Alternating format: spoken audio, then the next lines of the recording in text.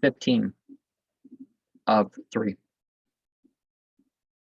Kira Khatun, the widow of Jalal, is reported to have related to a friend that there was in their household a candlestick of the height of a man, before which Jalal used to stand on foot the night through until day dawn, studying the writings of his father.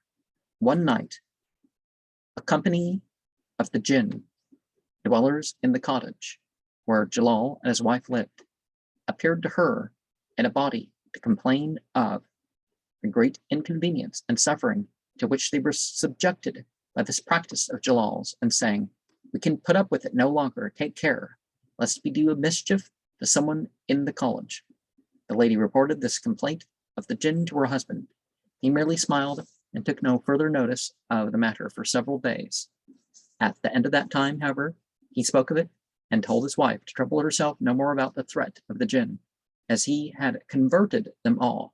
They had become disciples of his, and would certainly do no harm to any friend or dependent of their teacher. Now, there are entities that will try to tempt you away from, one's spiritual duties. Are some stuff's beyond the duties. It's like, well, if it's extra and it's not violating anything to do this extra, why not do the extra?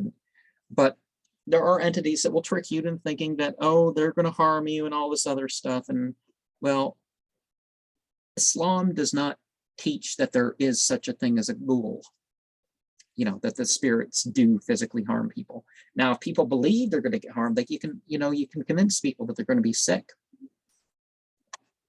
But I guess I should stop there. I'm not making any medical claims. Look at my disclaimer.